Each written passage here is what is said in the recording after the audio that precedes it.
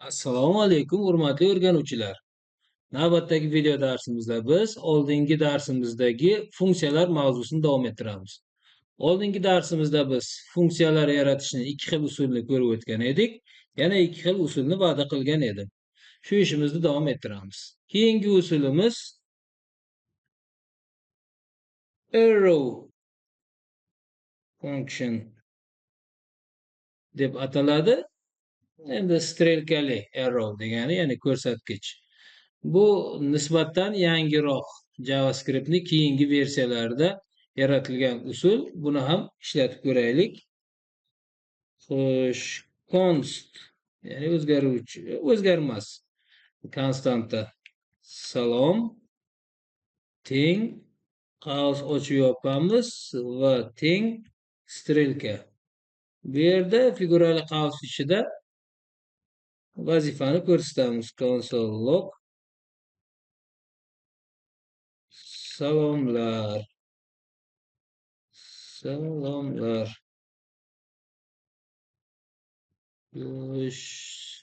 Mana yozib bo'ldik. Va endi funksiyamizga murojaat qilish uchun mana shu biz bergan nom bilan murojaat qilamiz. Salom qaus ochib yopamiz. Ishlatib ko'ramiz. Mana salomlar so'zi hosil bo'ldi. Bu endi argumentsiz arrow funksionni namunasi bo'ladigan bo'lsa, endi argument bilan ham bitta ishlatib ko'raylik. Aytaylik, kub funksiyasini yaratmoqchimiz. Teng x. Ya'ni x argumentini qabul qiladi va strelka teng katta belgisini qo'yganimiz ana shu strelka ko'rinishga keladi. X ko'paytirilgan x deb buyruqni berdik. Bu yerda e'tibor qilgan bo'lsangiz, sezgandirsiz, return so'zi yordam o'rnida strelka, ya'ni ko'rsatkich ishlatilyapti. Endi funksiyamizga murojaat qilishimiz mumkin. Console log kub funksiyamizga aytaylik 4 sonini yuboraylik. Ya'ni 4 sonini kubini hisoblash so'ralyapti. Mana natija 64 hosil bo'ldi. 4 kere 4 16. Yana 4 ga ko'paytirsak 64. Demak, uchinchi funksiya ko'rinishi arrow function mana shunday ko'rinishga ega ekan. Xo'p, oxirgi 4-chi funksiyamiz ko'rinishi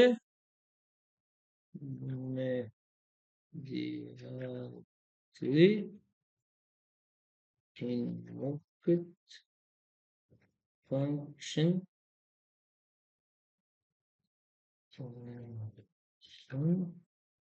expression.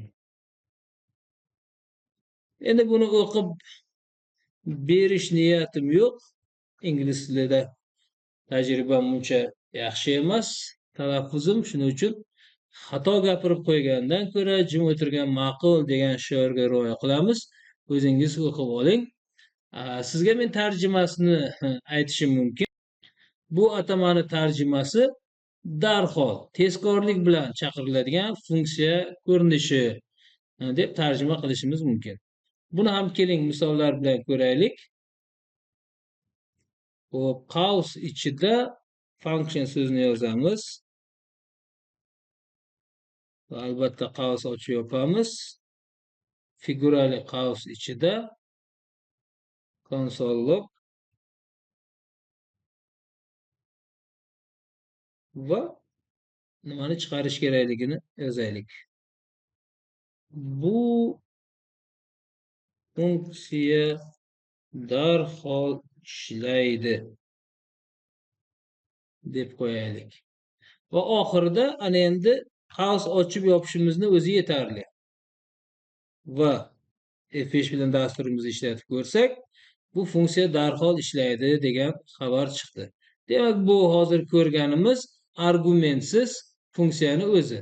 Ya'ni to'g'ridan to'g'ri qayerda ishlatish kerak bo'lsa, shu joyni o'zida bu funksiyani yaratdik. Shuning uchun unga nom berish, uni nomi bilan keyinchalik murojaat qilish hojat qolmaydi. Endi argumentsiz shunday bo'ladigan bo'lsa, argument bilan ham ishlatib ko'raylik. Name degan argument beraylik. Hop, bu yerda console logda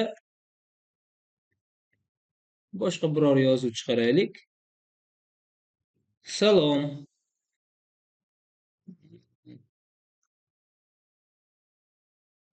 Name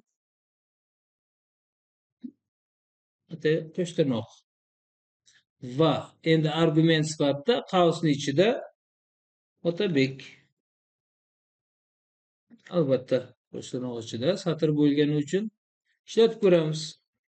Mana salom Otabek. Ya'ni bu dasturimizni qaysi joyida kerak bo'lsa, shu joyida to'g'ridan to'g'ri chaqirishga mo'ljallangan funksiya turi hisoblanadi.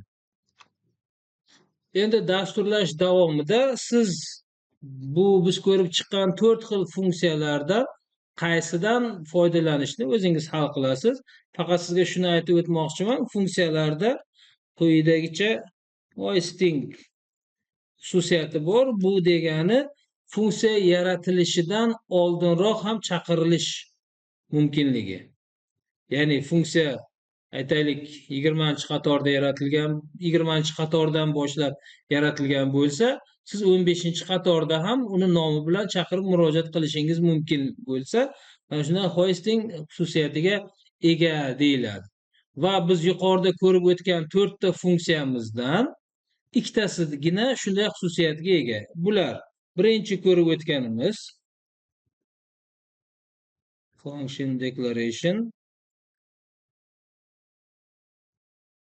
va oxiridagi IIFE. Ya'ni mana shu hozir biz ko'rib o'tgan mana shu funksiyamiz. Mana shu ikkita funksiya turigina hoisting xususiyatiga ega. Ya'ni funksiyani e'lon qilinishidan oldin ham, oldingi qatorlarda ham uni chaqirish mumkinligi. Demak, qolgan ikkita funksiyamiz, ya'ni function expression hamda arrow function bunday xususiyatga ega emas ekan. Qaysi usuldan foydalanib funksiya yaratishingizdan qat'iy nazar, ana shu ma'lumotlarni esingizda saqlab qoling. Shuning bilan ushbu darsimiz yakunlanadi. E'tiboringiz uchun rahmat.